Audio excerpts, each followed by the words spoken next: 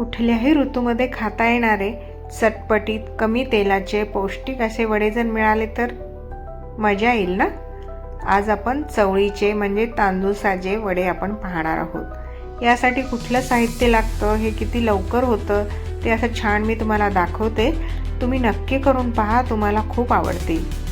नमस्कार, मी अश्विनी। आज चवळीचे वडे पाहूया। यासाठी इथे मी 2 वाट्या चवळी भिजत घालते आहे रात्रभरासाठी। तुम्हाला लवकर हवी असेल तर तुम्ही गरम पाण्यामध्ये 3 ते 4 तासही भिजत घालू शकता।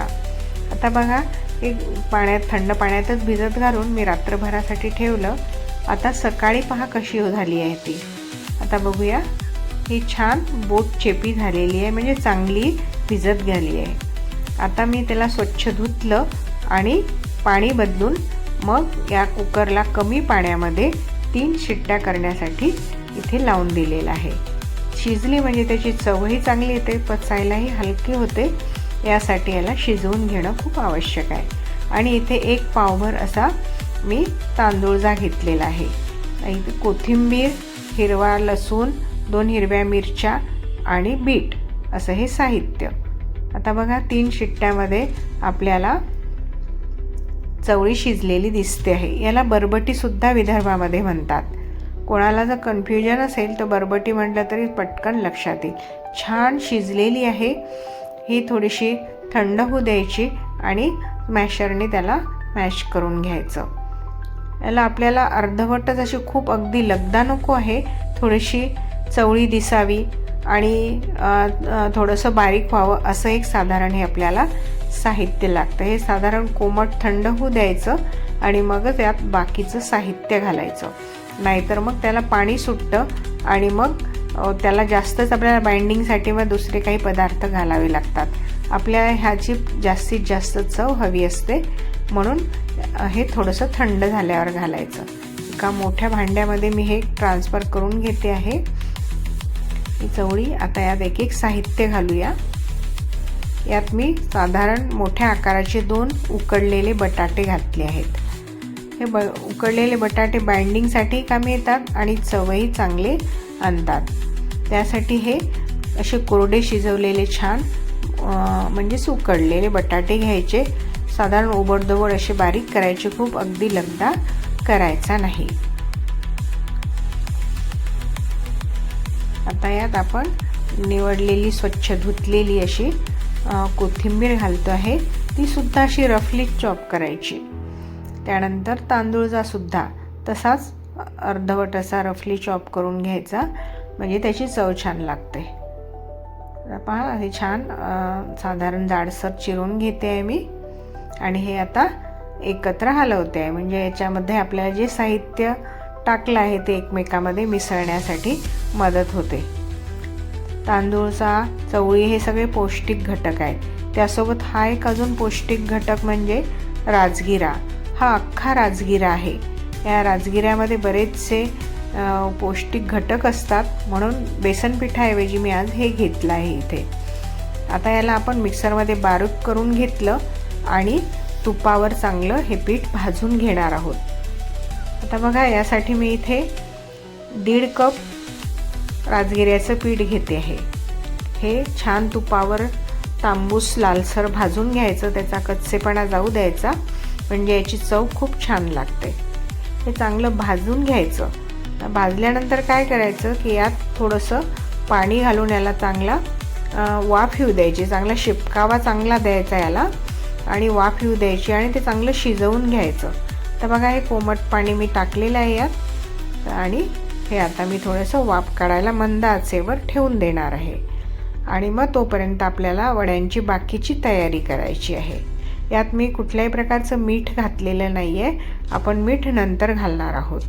आता हे चांगलं एकजीव करून वाफ यायला ठेवून देते। बघा, असं घट्टसर झालेलं आहे हे। थोडं थोडं करतच पाणी घालायचं, म्हणजे वाफ चांगली येते, पातळ होणार नाही ते। आता वाफ काढायला हे ठेवलेलं आहे आणि आता मी इथे बीट खिसून घेतलेलं आहे। 1 बीट आपल्याला इथे छोटं मध्यम आकाराचं बीट लागलेलं आहे। हे कच्चंच आहे, हे कुठल्याही प्रकारचं मी शिजवून घेतलेलं नाही आहे। आता इकडे तोपर्यंत थोडंसं झाकण काढून पाहते बुडाला लागलं आहे का की शिजलेलं झालेलं आहे, असं मध्ये मध्ये थोडंसं चेक करून पाहते. तो कोरडंच राहू द्यायचं. आता काय करायचं, पॅनमध्ये थोडंसं तेल घेतो आहे आपण. इथे तूप नाही आहे, साधारण 1 चमचा तेल आहे. अर्धा चमचा मी दोनदा घेतलं आणि त्यामध्ये लसूण आणि हिरवी मिरची याची बारीक क्रश केलेली जी ही गोष्ट आहे ती यात टाकते आहे. आणि यात कांदासुद्धा साधारण मोठा कांदा मी घेऊन यामध्ये टाकते आहे. कांदा, लसूण, हिरवी मिरची याची अशी चव चांगली लागते. क्रश केल्यामुळे काय होतं की दाताखाली येतं ते आणि चांगलं लागतं. आणि परतवून घेतल्यामुळे त्याचा कच्चेपणा जातो. आणि जेव्हा आपण, कारण या वड्यांना आपण तळणार नाही आहोत, त्यामुळे आपल्याला कांदे थोडेसे परतवून घेणे आवश्यक आहे. नाहीतर मग अगदीच कच्चे कांदे चांगले नाही लागणार. असं गुलाबीसर रंगावर परतवून घेतले. आणि यात आता 1/2 चमचा हळद, 1/2 चमचा तिखट घालते आहे. काश्मीरी तिखट, काश्मीरी लाल तिखट आणि रेग्युलर तिखट असं, आणि ही थोडी धणे पावडर, असं हे सगळं घालून पुन्हा त्याला चांगलं परतवून घेत आहे. प्रत्येक गोष्टीची चव लागते आपण परतवल्यानंतर, म्हणून हे स्टेप बाय स्टेप थोडंसं केलं तर खायलाही आणि चवीलाही चांगलं मिळतं आपल्याला. म्हणून हे गोष्ट अशी पारंपरिक पद्धतीचे जे वडे आहेत हे असे करून पहा. प्रत्येक गोष्टीला शॉर्टकट केला, खूप घाई केली तर पाहिजे तशी चव नाही मिळत, असं एक माझं मत आहे बरं का.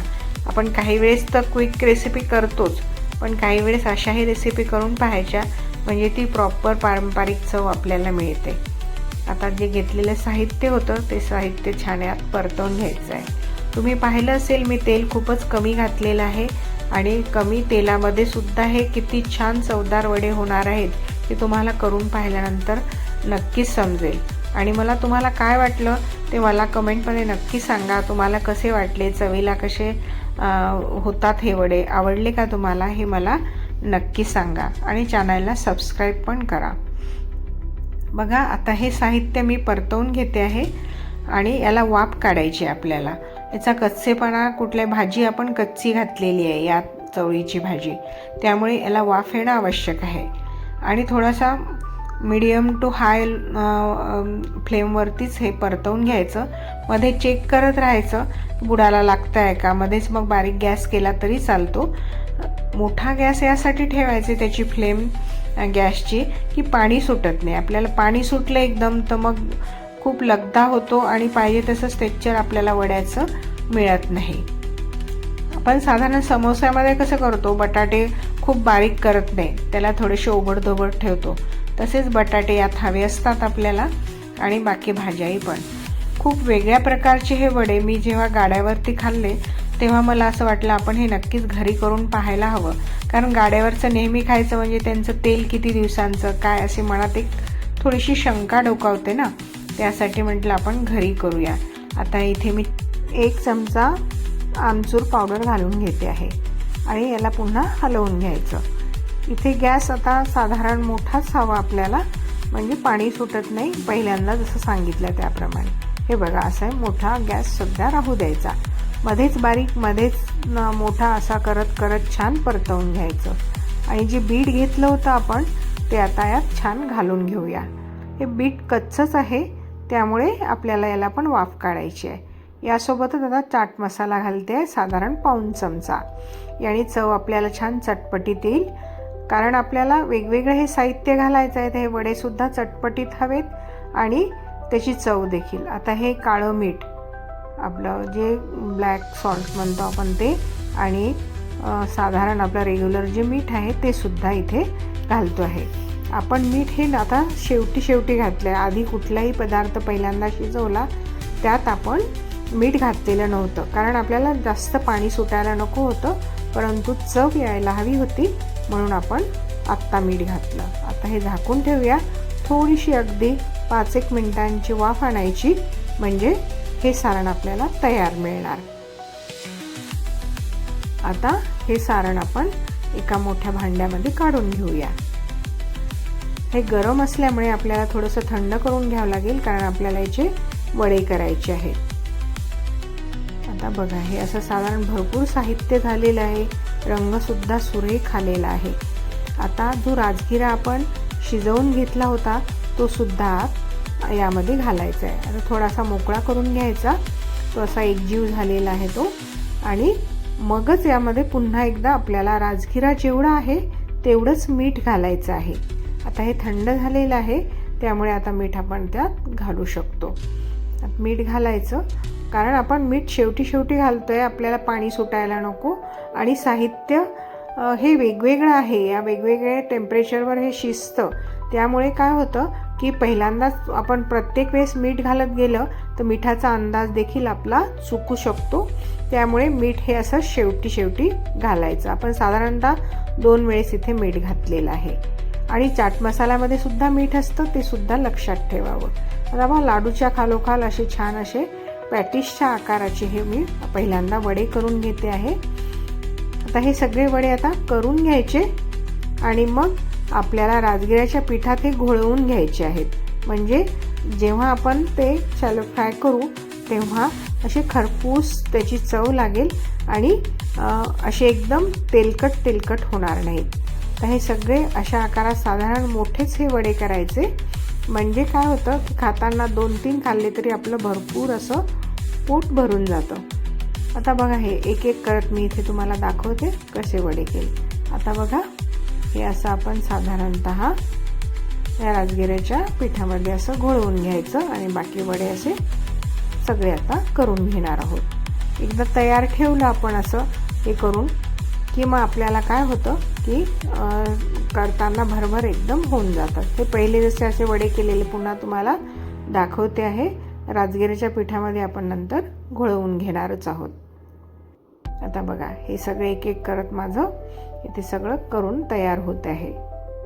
आणि हे वडे आपण केल्यानंतर फ्रीजमध्ये ठेवायचे. साधारणतः अर्धा 1 तास ठेवले किंवा रात्रभरही ठेवले तरी चालतात. त्यांचा रंग खूप सुरेख येतो, ते असे छान, त्याला बाइंडिंग छान येतं. आणि कोणी येणार असेल तर आपली आधीच ही तयारीसुद्धा होऊन जाते.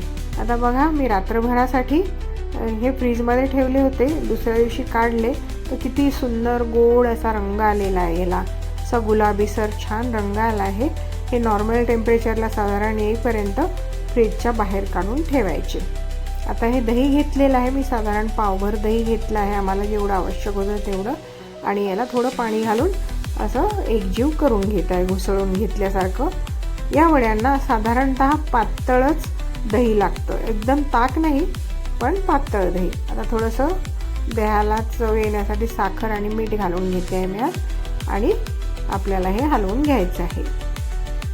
याला लागेल तेवढी थोडं मीठ कमी घातलं तरी चालतं. आणि ही जी हिंगाची, जिऱ्याची ही जी फोडणी आहे तेलाची, ही थोडीशी घालायची हळद घालून. म्हणजे मग काय होतं, त्याला चव पण छान येते, रंग पण छान येतो आणि खायला छान वाटतं. हे यासाठी फोडणीचं दहीच वापरतात, त्यामुळे तुम्हीसुद्धा फोडणीचं दही करून पहा. म्हणजे ती ओरिजिनल त्याची चव जशी असते ना तशी लागेल. आता मी साधारण थोडं जास्त तेल पहिल्यांदा घेतलं आहे शॅलो फ्राय करण्यासाठी.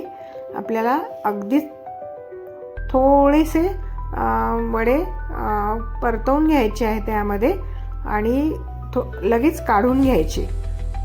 हाफ फ्राईड जसं म्हणतो की नाही आपण तसं.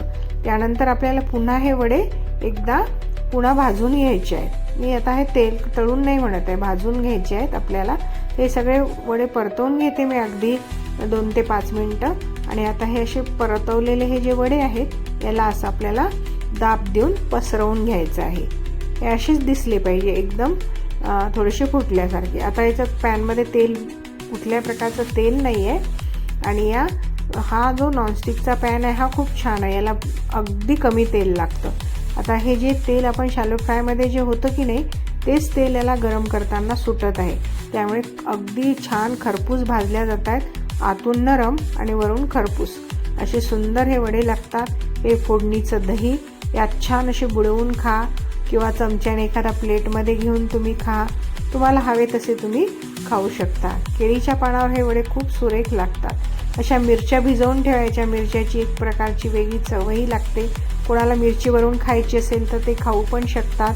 आणि ज्यांना नकोच आहे अगदी मिरची वगैरे ते मिरची काढू शकतात। असे हे छान अगदी खमंग असे खरपूस आंबट त्याला चव येणारी तिखट मिठाची असे हे सगळे चवळीचे वडे खूप सुरेख लागतात।